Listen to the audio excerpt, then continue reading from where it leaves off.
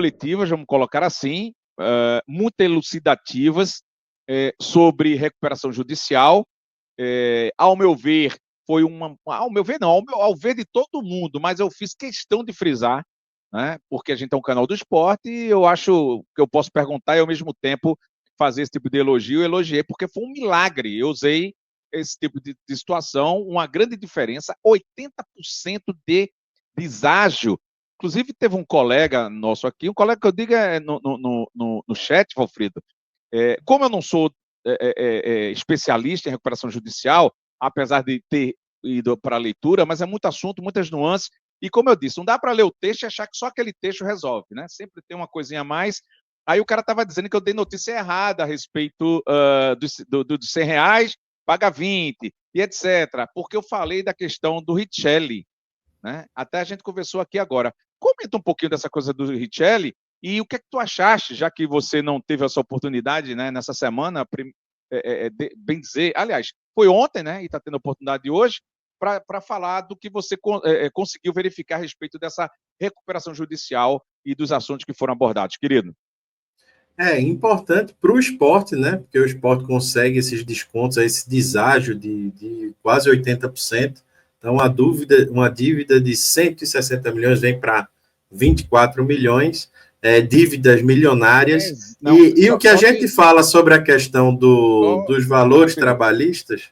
O Valfrido, só te corrigindo, uma dívida de mais de quase 390 milhões. Foi o que não, mas o que está na recuperação é 160.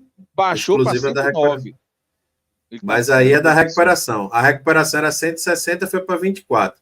Aí ele já está somando com a PGN, que é outra dívida, que é da Procuradoria. Somando tudo, é outra coisa. Só para dar informação, quase 390 milhões, desceu para 109, juntando tudo. É isso aí, valeu. Aí já é fora da recuperação. Mas dentro da recuperação, 160 abaixo para 24. E aí muita gente estava falando sobre a questão, até tem um comentário de Hermes aqui, o que o danado esporte não pagou, R$12 na oficina. Aí o cara que estava devendo R$10 vai receber R$2, não é bem assim. Tem algumas dívidas que elas são protegidas. Dívidas abaixo de 15 salários mínimos, por exemplo, trabalhistas, elas são protegidas. Então, se você tem um porteiro lá, que foi demitido, que tem uma rescisão de R$10.000, esse porteiro ele não vai entrar nesse deságio de 80%, porque essa dívida está protegida. Agora, se você, como o Boboio está colocando, está acrescentando exatamente isso, até 15 salários mínimos é integral. Então, aquele cara que foi lá, trabalhou no esporte, R$15.000, ele não vai ter o deságio de 80%. Ele vai receber integral os 15 mil.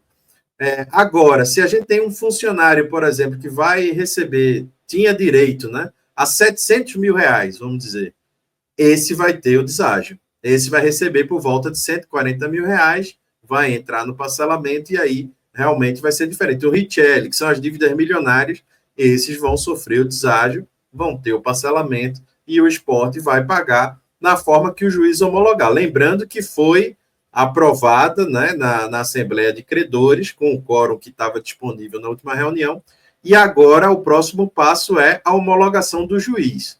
O juiz chega, homologa aquela Assembleia, e aí segue para o plano de pagamento, o esporte já começa o processo de pagamento dessa dívida para o clube, para o Esporte Clube do Recife. É importante porque você consegue tirar o clube de uma situação de insolvência completa, porque se você for colocar todas as dívidas e você precisar pagar aquelas dívidas de curto prazo, né, aquele passivo de curto prazo, você enforca o clube de uma forma que não consegue fazer o futebol, e a gente viu isso nas questões de 2019, 2020, deixando de pagar um monte de gente, e agora o esporte tem essa possibilidade de, com esse plano de pagamento, 66 vezes, trimestrais, deságio de 80%, você consegue ter essa folha paralela bem menor e consegue continuar gerindo o clube, até para ele gerar receita para pagar as próprias dívidas, né? Quem sabe com uma receita maior você consegue continuar na Série A, consegue na Libertadores, por exemplo, chegar um dia na Libertadores, e você quitar essa dívida de uma forma mais rápida. Se você pensar trabalhista 24 milhões, se entra um valor de uma venda de alguma coisa, você pode, de repente, quitar e resolver essa questão. Então, o esporte tem. Eu vejo a imagem que o pessoal colocou aí por causa do nome da consultoria, né? O nome da consultoria junto com o Yuri Romão aí, mas prestou um papel muito importante para o esporte, né? E essa mistura aí de Yuri com a consultoria deu certo para a recuperação judicial. O esporte tem fôlego agora para fazer um futebol de uma forma. E se seguir responsável, né, Alessandro? Tem que agora a gente cobrar para continuar sendo responsável. Porque muitas vezes se consegue fazer algo como esse, e a gente já havia conseguido. Por exemplo, com a Procuradoria, a gente tinha um acordo anterior que foi descumprido. O esporte voltou a ter uma dívida astronômica porque descumpriu um acordo que já havia com a Procuradoria da Fazenda. Então, continuar, além de vibrar com a recuperação judicial, é cobrar para que a gente continue tendo algo responsável para que não voltemos ou não deixemos de pagar, porque basta atrasar uma parcela para a gente voltar a uma situação complicada. Pois é, então a informação que eu dei ontem, mesmo não sendo especialista em recuperação judicial, estava correta, o Valfrido confirma também aí, acima de 15 salários mínimos, né, tem esses 20% de abatimento. Por ouvir uma parte da resposta, que foi grande, né, inclusive todos os três responderam, que eu perguntei assim, Valfrido, e até é bom, porque eu quero te ouvir também, você é um cara inteligente, e é da área de direito. Por exemplo, a recuperação judicial veio para substituir uma lei que falava de concordata, enfim, que é desde 1945. Então, essa lei que rege sobre recuperação judicial, 11.000, não esqueci agora o nome da lei, ela veio proporcionar para as empresas esse tipo de benesse. Né? Vamos colocar assim, tendo em vista o resultado do esporte. De você dividir, parcelar. Tem o lado ruim, que a gente já, inclusive, falou aqui, antes até do especialista me dar a resposta e dar para outros colegas, da imagem da empresa. Quem é que quer recuperação judicial? É você dizer assim, cara, eu estou sem dinheiro, tu me empresta dinheiro para eu ir comer ali, ou me ajuda em alguma coisa, eu preciso de ajuda para comer, me alimentar.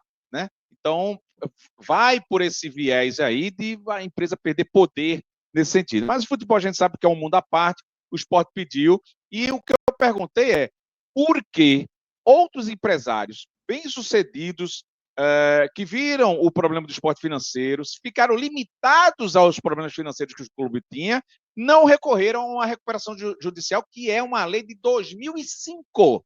E essa dívida, né, não é lá de 2005, pode até ter algumas coisinhas aí que eu não duvido. Mas, assim, por que os caras não usaram essa ferramenta? Porque só Yuri que pegou isso e colocou. Porque eu usei até um termo errado na hora, peço desculpas para quem estava vendo e até para os três lá, foi uma situação, aspas, né? Você pega a recuperação judicial como se fosse fácil.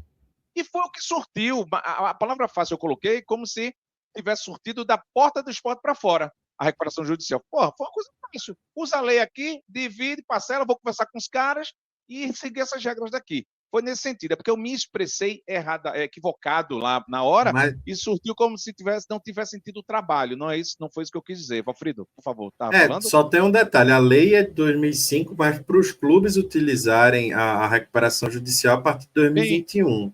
Sim, então, esses presidentes antigos eles não podiam usar essa lei conforme jurisprudência anterior. Mas o 2021 para cá, dava para, não é? Foi bom até você acrescentar isso, para dar uma certa corrigida no tempo aqui. Mas antes, não dava para usar? Não dava para recorrer? Né? A dívida do esporte, que a gente sabe, caramba, tá correndo. Eu não quero ser advogado, mas 2021 foi aquele ano que nós tivemos 5 presidentes, né? Foi um ano super atípico. A gente teve a eleição de Milton 19 a 21, a eleição de 18 a 20, e aí teve a eleição de 2020, Milton renunciou em março de 21, e aí foi um ano completamente. Então, o primeiro presidente que teve a possibilidade de entrar com a recuperação judicial foi realmente Yuri. A gente não teve essa possibilidade em outros presidentes. Pronto, então, é porque ninguém me respondeu isso assim, falando de data, nem muito menos Yuri. Mas vamos lá. Bora ver uma parte, claro, porque a resposta é grande, fala um pouquinho de história, tudinho, mas só para registrar aqui a palavra do pessoal da PPK Consultoria e da Matos Advogados. Ah, não, pô, só vou rir aqui. Recuperação judicial, perdão, e vocês foram logo nessa ferramenta e conseguiram, em princípio, aí, elucidar esse problema. Obrigado. Vamos lá. Primeiro, a legislação que antes estava em vigor, antes de 2005, ela não permitia a negociação direta com os credores da forma que hoje ocorre com a Lei de Recuperação Judicial e Falência. Tá? Juridicamente, a gente fala que a legislação antiga, ela, na verdade, ela fazia um favor ao devedor para permitir que o devedor negociasse o que hoje seria somente uma classe de credores que seriam quirografados. Todos os outros créditos seriam não sujeitos a um pedido de concordado de uma empresa. Nem se discutia na época se clube poderia pedir concordado, isso era uma coisa impensável, impossível de se pensar. Com a mudança da legislação, a legislação veio para permitir que a gente trocasse aquilo que era um favor para ser algo que passaria a ser de construção entre devedor e os seus credores, eminentemente negocial, eminentemente de busca de um diálogo permanente para que os credores entendessem também a posição daquela entidade devedora e pudéssemos construir uma solução que, se não de consenso, sempre é o ideal, mas aquilo que é possível.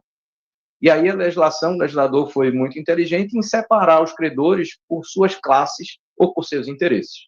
Então, ele está sendo bem didático, né? E a gente quer aqui mais rapidez, mas foi por esse viés aí que eu fiz a pergunta. A outra coletiva, que eu não se esperava, surgiu lá, pelo menos não estava programado para falar sobre retrofit, tanto que os meninos perguntavam, dá para falar de contratação? Não, fomos chamados para falar e perguntar, ouvir e perguntar sobre a recuperação judicial. Galera, tá com pouco like aí, tá? Ajuda a gente.